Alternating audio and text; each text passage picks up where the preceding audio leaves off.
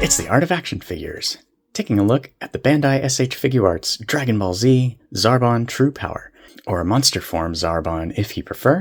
This is one of the premium Bandai releases for July 2025. The other is the Super Saiyan Mini Daima Goku. There have been some rumblings about the width and skipping of leg day on this figure, so we'll see how he turns out in hand. Monster Zarbon is a very, very handsome boy, so we're going to judge it accordingly.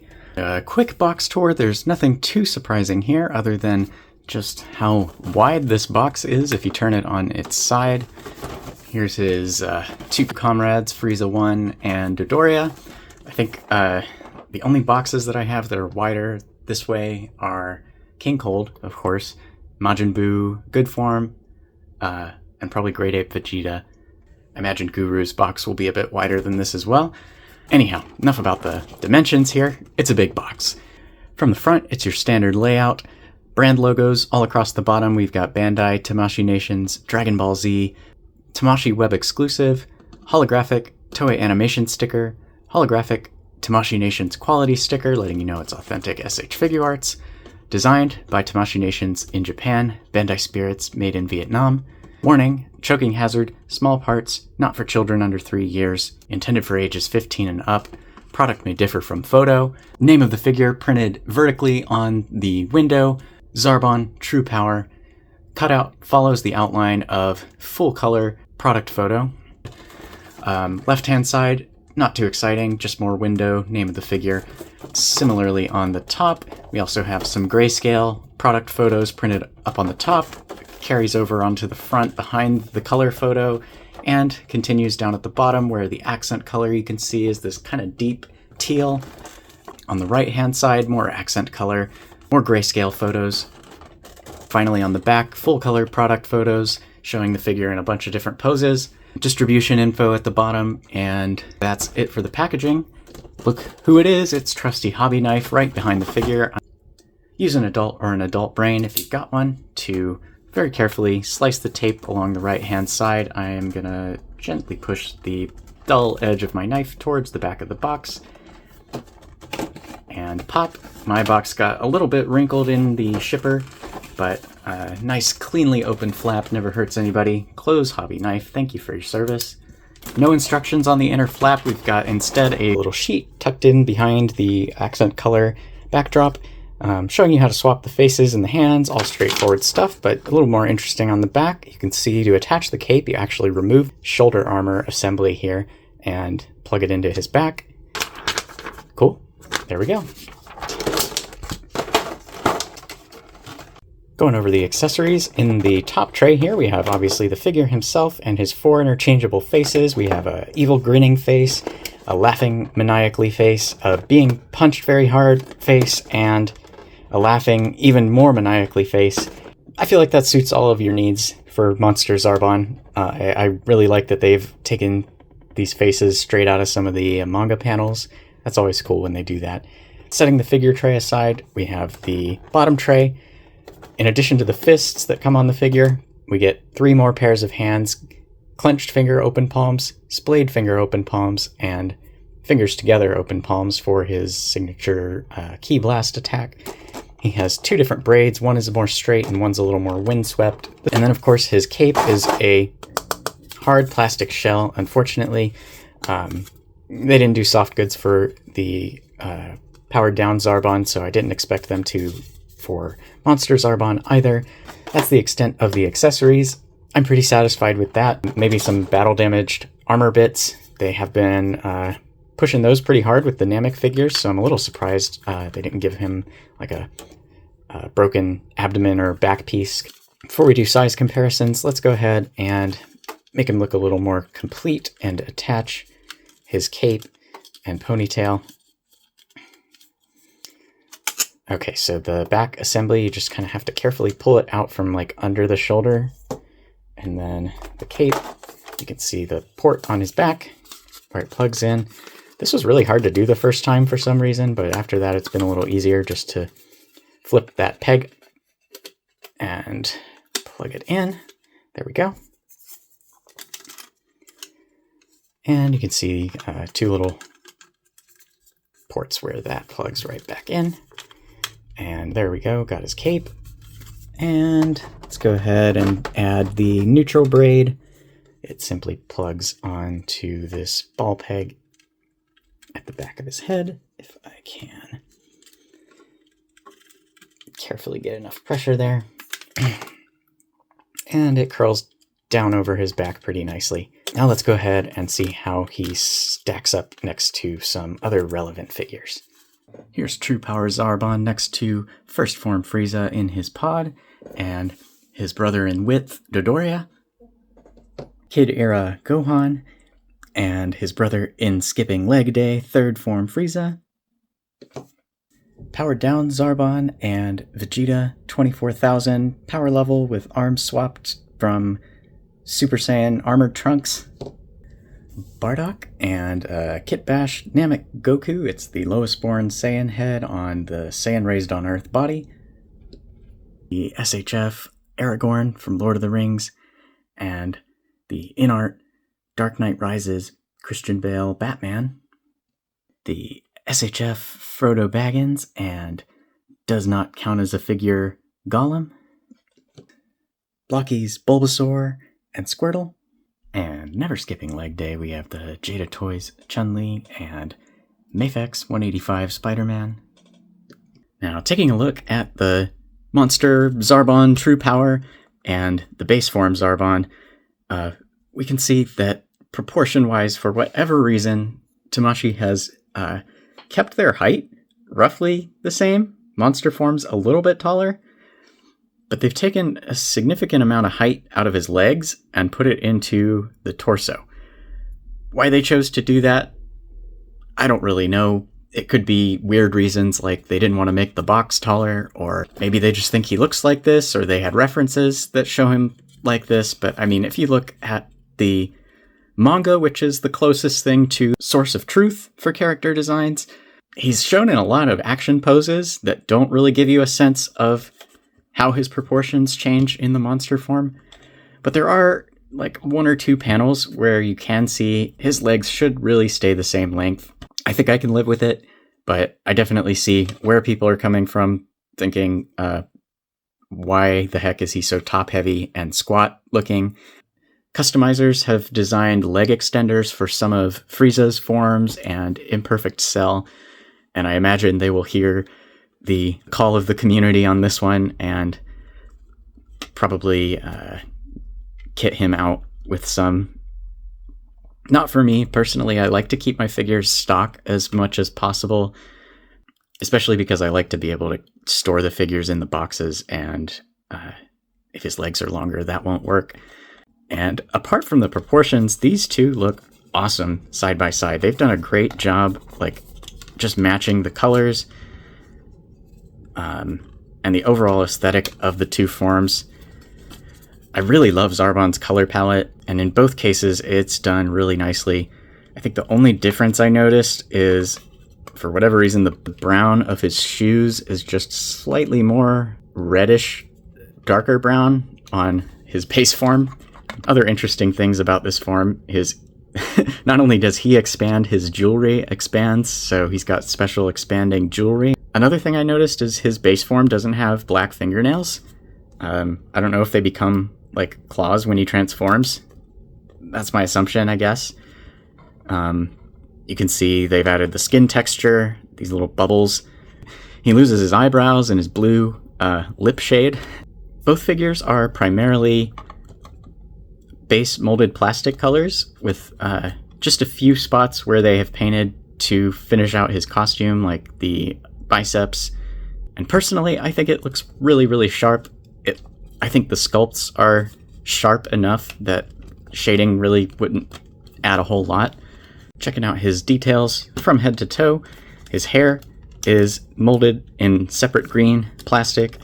The faces, neck, and his collar piece are separate turquoise color plastic. There is a little bit of a lip here where his collar meets the armor. Not a huge deal, but just not quite a perfect fit there. The shoulders, hands, and upper thighs are also the same. turquoise plastic, with the upper bicep painted with really strong color matching. The finish is just slightly different between shoulder and upper bicep here, but the color match is really pretty good. The bicep piece itself, the elbow joint, and the forearm are molded in this lavender color. The hands, as I mentioned, are turquoise, so the lavender is painted on each of his hands, along with black for his fingernails. The shoulder armor is molded white, painted brown over the top, and my copy has just a little splotch of brown paint on his right shoulder pad there. That's the only paint miss that I've noticed. Similar around the back, I think these pieces are also painted brown. They could be separate inserts, but I'm not certain about that, and it matches the shoulder pads nicely. There's a joint at the top of his stockings, so the rest of his leg is molded in navy blue. It matches the waist piece and the hip caps. His feet are molded brown and painted blue at the top where his stockings end, and that match is also pretty good. His cape is two separate pieces, light blue for the fabric part, connected to the white piece that plugs into the armor. I definitely would prefer a soft goods wired cape for the Dragon Ball characters. Even though it's breaking from the established aesthetic a little bit, it just makes the action poses work a lot better. If they're going to go the route of plastic capes, though, it would be really nice if they included an alternative windswept one, just so it's a little bit more posable, because really all you can do is this, and it doesn't really convey side-to-side motion effectively, and in fact kind of undermines it. So can remove the shoulder pad assembly like I was showing you when you attach the cape, and you can remove the cape, and it, I don't know, gives him kind of a battle damaged look. He does get part of his armor destroyed fighting Vegeta the second time, I think. The leg proportions aside, I think the sculpt is actually pretty strong. And then finally he has a couple little jewelry accents. Each face has silver paint for the crown, earrings, and then both ponytails have this painted gold band, which looks really good. For articulation, I like to go ahead and set up kind of a X and Y axes with the arms. Starting up at the neck, let's see. His neck is on a crazy joint. A hinge going into the neck, a ball peg going into the head, and a hinge in between them. And then you have another ball peg from the neck into the body. And all that combined, he can look up somewhere between 30 and 40 degrees, which is respectable for how much shoulder mass he has back here. And I mean, he can look down a whole bunch, which is pretty cool.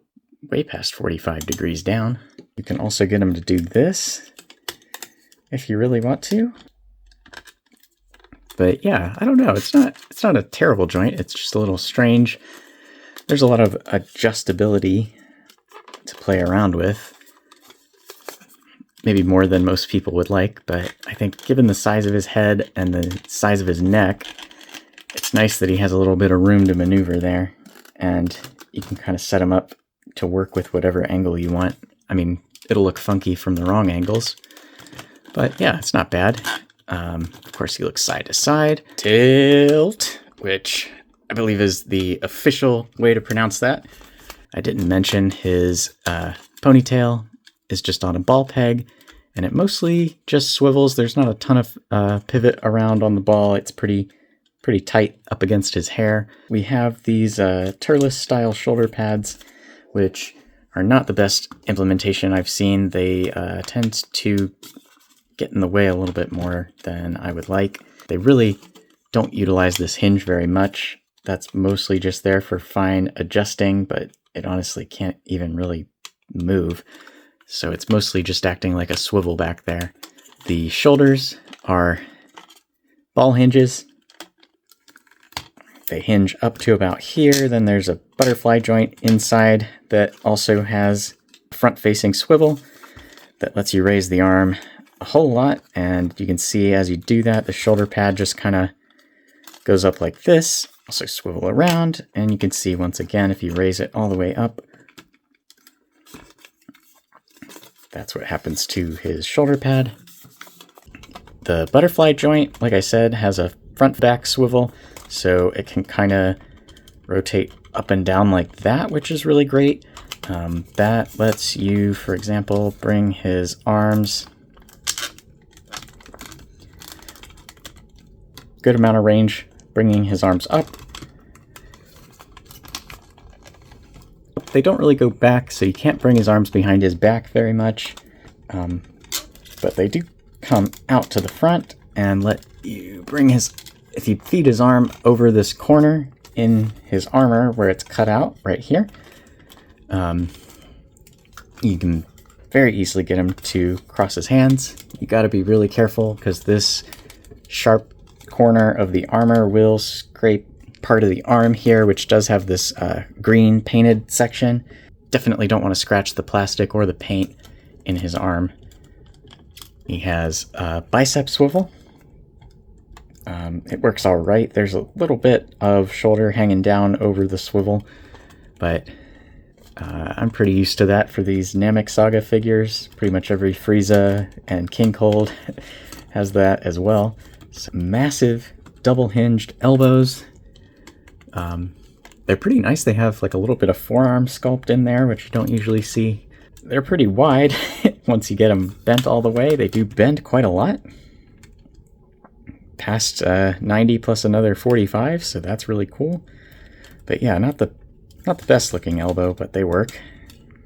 And then his wrists are just single ball pegs. This is similar to Dodoria, I think, had the same setup, and they work pretty well. You get pretty good amount of pivot in any direction you want.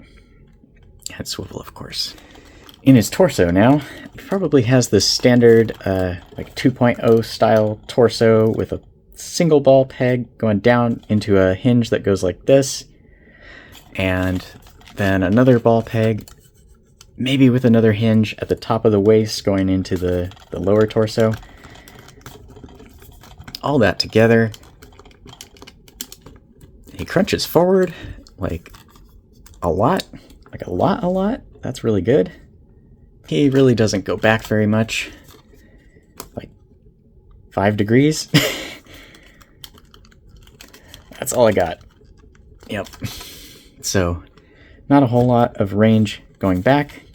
Just a tiny bit of tilt side to side on that single ball joint in there. Maybe another 5 degree. A bit of swivel at the waist, but be careful. Again, very oblong shape. You're going to be prone to scuffing the waist and the armor if you push it too much. So, yeah, just a little bit of rotation. But while we're talking about the torso, the cape is just on a single hinge. There is technically a peg in there, but it doesn't really let you swivel.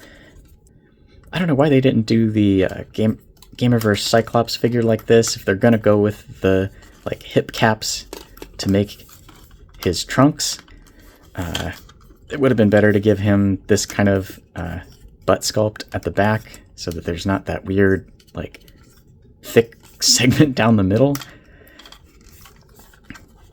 But with these hips, they don't get a ton of range going forward because his leg muscles kind of run into the torso. Less than 30 degrees probably, maybe 25 or 20 degrees.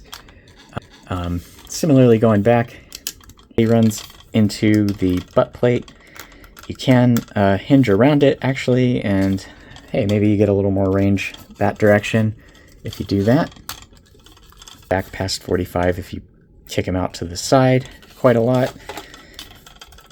As far as front to back splits though, yeah, that's about as good as you can do. Out to the side though, respectable. Past 45 in each direction. Thigh swivel, nicely integrated with the thigh-high stockings, which have a nice thigh squish. Double hinge knees, similar situation to the elbows. Pretty wide this way, but good range. That's, again, about the same range as the elbows. Swivel hinge ankles, which get a good amount of range going down. A little bit going up. If you use both the swivels and the hinges, you can get about that much ankle pivot, with this being his widest stance with his feet flat on the floor. Swapping the faces is a little tricky. I find it hard to get enough of a grip on his bangs. It's a fairly thin plastic, so I find it helps to just pull the whole face out along with the bangs. And here you can see the inner workings of this neck joint that has a ball joint at the top, a hinge in the middle, and then another hinge connecting to the neck kind of towards the front. And if you really want it to if you don't want it to be visible, this is probably the best way to have it kind of in a 90-degree angle. We saw the default face with this creepy smiling expression, big teeth. I don't know, it's like the year of action figures with big white teeth. For some reason, they've done his eyes as a separate white insert. It's really hard to tell from the front, so they did a really good job making that look really seamless. I'm surprised they didn't do the same for the mouth. And then if you want an even creepier, big, toothy grin, you got that option. It's easiest to attach the face if you line the hair up with the face first and then connect it. Sometimes figures have like a little socket at the top of the faces where it plugs into the bangs. That might have been helpful in this case. It's a little hard to attach the bangs after the face is connected. I think this is the face that he makes when he transforms. So I think the manga panel, he's something like...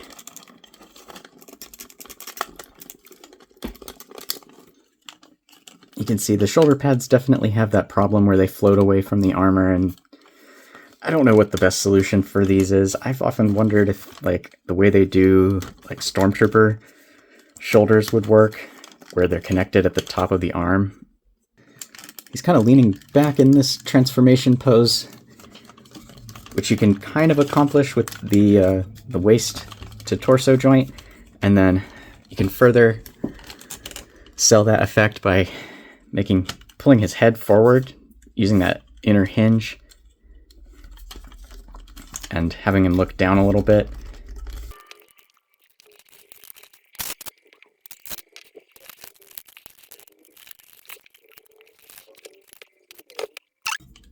I think if you pull his shoulders back a little bit and try to keep the armor aligned there, at least on the front shoulder, it helps create the effect that he's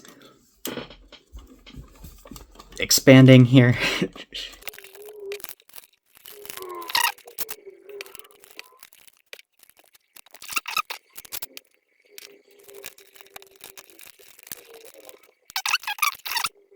Give the camera just a little tilt, and that helps bring the pose to life a little more too. I think that's looking pretty cool.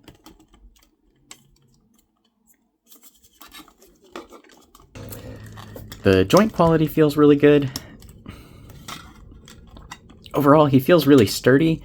Nothing is too loose. There are a couple of joints that are just a little bit too tight, making them squeaky but not necessarily scary.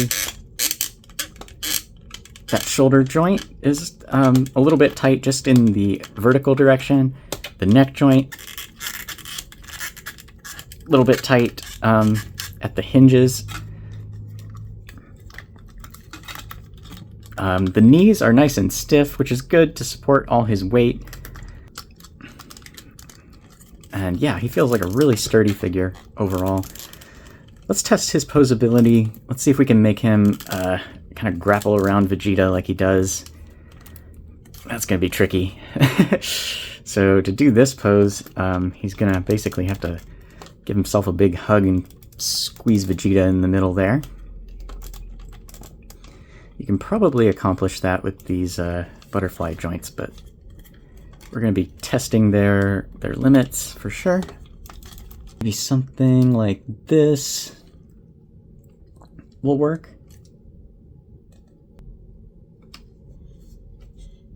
And to get Vegeta into a being squished pose, I'm trying to pull his shoulders out so that I can kind of tuck his arms down to his side like they're being squeezed into his sides. And that's working pretty well. Basically, imagine Zarbon is like wrapping him like this. And we gotta show tilting his neck back like he's grimacing. I think he's shouting in the manga panel, but that's all right. We'll use that face in a subsequent shot.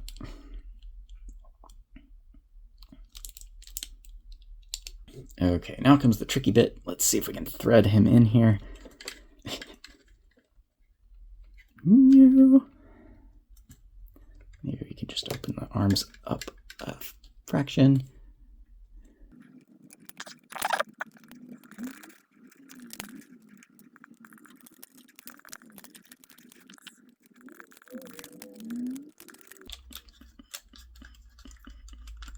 I can actually wrap his legs a little bit.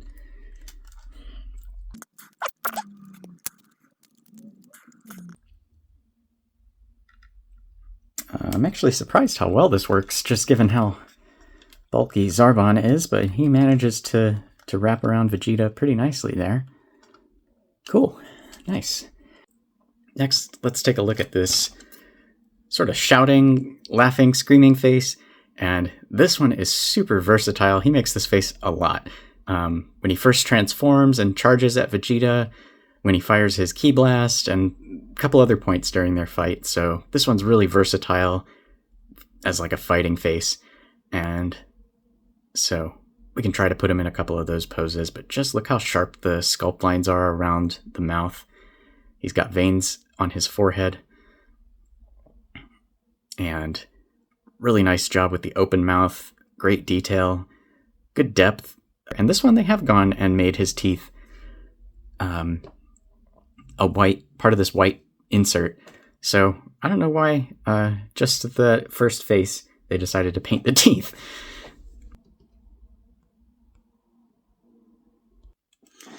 And as I mentioned, it's easiest to remove the face and the bangs together as a unit when you're swapping them. Also easier to add them on. I guess this face also got the painted teeth, huh? But yeah, this one's pretty good. This one's definitely I've got the upper hand sort of face. And then this one is I'm playing my upper hand, I guess. So yeah, what I've been doing is just kind of lining up the hair. Cutouts go around the ears. And then these little cutouts go around the top of his ears. Let's try his alternate braid as well. I'll show you what the difference is. You can see there's this one that's kind of form fit to rest in a neutral shape on his back. It's straight up and down, whereas this one curves to, I guess, his right. And the braids are really, really well sculpted. It looks just like a braid, so great. His hands for the flying splayed finger open palm pose. Easy enough to just pull these off the ball joints. Here we have the splayed finger open palm hands, black fingernails on each finger. Got just a little speck of black on his ring finger there. Really clean purple paint for his gloves. Are these gloves? Sleeves? I don't know what you would call these technically.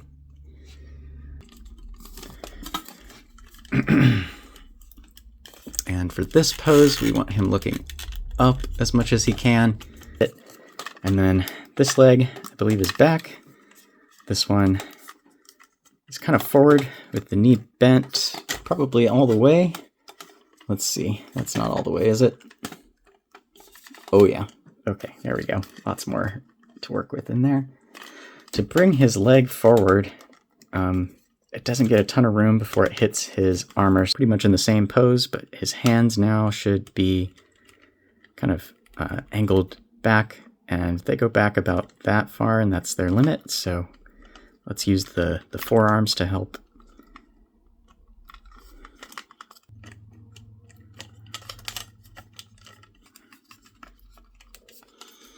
And even though there's a little separation in the shoulders, I think it looks, personally for me, the pose is more important than the seamlessness of the joints.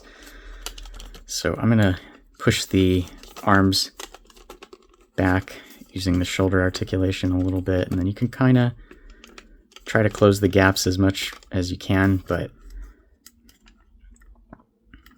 and that looks really good.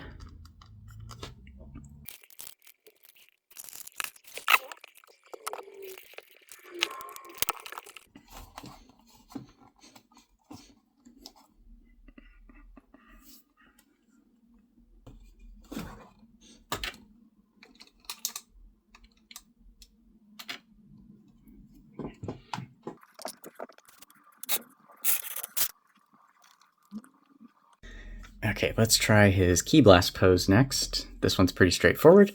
It's pretty similar to what we're already doing here. I just need to swap this hand for the blast hand.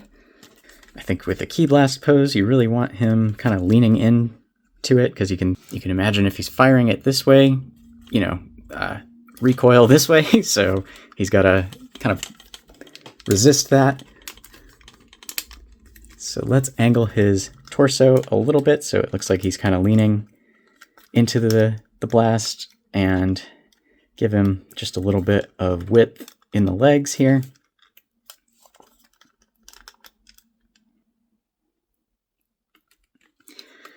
Left arm can probably just keep doing what it's already doing. I think I should be able to, yeah, you can kind of extend this arm out a little, and that gives you a little bit more range. Gives you a little range, and it gives him a little bit more stretch in the pose, so that works well. And then you just want to make sure he's looking where he's aiming. One thing you can do with these shoulder pads, which is kind of situational for photos, you can angle, if you can angle the figure where the white trim lines up still with the neck armor, it still kind of looks like a cohesive armor piece, even though from the front it's totally broken. From this angle, it actually still works, and it just looks like his arm's raised up. Key blasts, I always like to light from below. It just creates kind of a, I don't know, otherworldly, powerful look. It gives them a sort of unnatural special effect sort of appearance. Let's see if I can make the light a little warmer, and it'll kind of reflect, it'll kind of simulate the yellow blast. There we go. That's pretty cool. How about this one?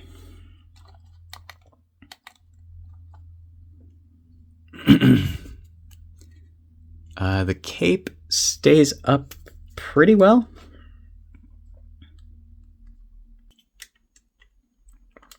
Yeah, that looks really good.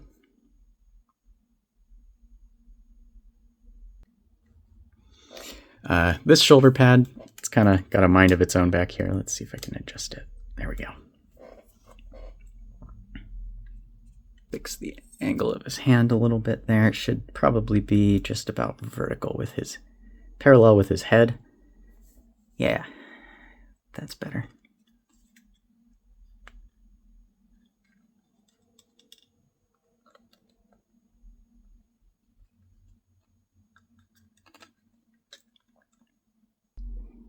And one of the cool things about his neck joint is, yeah, it does like dislocate his head, but you can use that to your advantage in dynamic poses like this and really bring his head forward like he's leaning into the throw. And it looks really cool when you get him at the right angle. Really, from most angles, it looks really good. It's just if you like peek at it from underneath, it's going to look weird. I'm sure people will complain about it, but I think it's cool. And I like the way this pose turned out as a result. His final face is a really cool frame-specific one. I think this is the panel where Vegeta punches him in the back specifically. You could also use this probably as his Vegeta finishing him off face. Again, the white insert is here for the eyes and the teeth. Really great sculpt in the mouth, the tongue. 2 tones of paint for the tongue and the inner mouth. Gives it a really great sense of depth. Big sharp creases around his wide open mouth. You can see the molars back here. They're so detailed. That looks really good. Our creases under the chin. At the nose. You can compare the way the sculpt around his nose changes from a neutral expression. That's really cool. His brow changes as well. It even raises up so far that it's kind of touching his crown and changing the shape of it there. That's pretty nice. His earrings, they've angled a little bit more out since he's in motion. Really nice. All right, let's go ahead and swap it out. All right. Let's go ahead and swap his his clenched finger open palm hands. I think those are pretty good for kind of a menacing look, but also for I am currently being punched.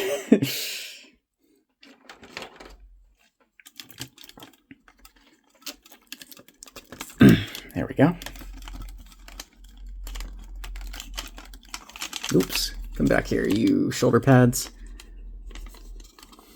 And then the tricky part about this pose is Vegeta punches him through his cape.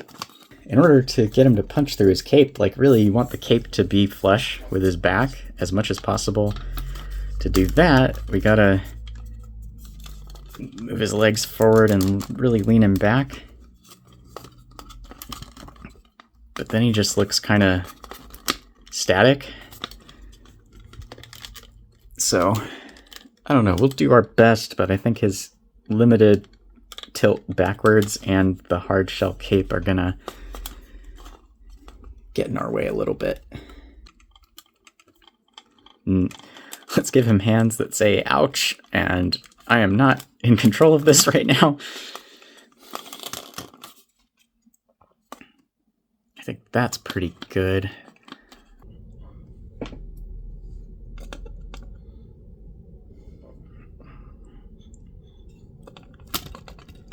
Adjust the angle a little bit so you can see him back there.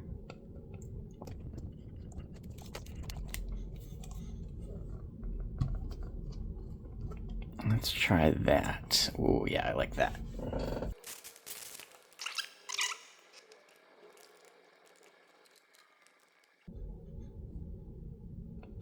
Let's see if I can get him tilting a little bit more.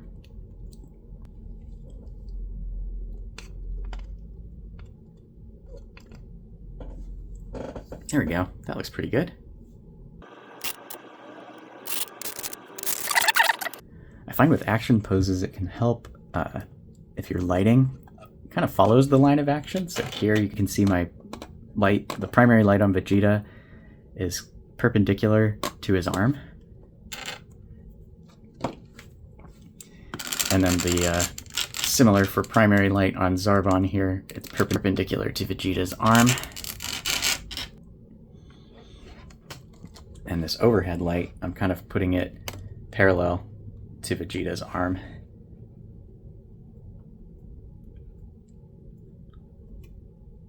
It uses the shadow lines to your benefit to draw attention to the line of action, which is what you want for an action pose. There you have it. This has been the Art of Action Figures looking at the SH Figuarts Zarbon True Power, or Monster Zarbon, and it's kind of a mixed bag. I don't really know what informed that design, making his legs so squat, but it is what it is, and I don't think we're getting another Monster Zarbon figure this decade, so I'm happy to have it in the collection. I was surprised they even are making this form, but now that they are, I'm not surprised they're making Nail or Guru or going really, really deep on Namek like they've been lately, so just hoping that they can also spread the love to the Cell and Boo sagas, as I do really enjoy those as well. Alright, this has been the Art of Action Figures. Thanks for watching. I'll see you in the next one.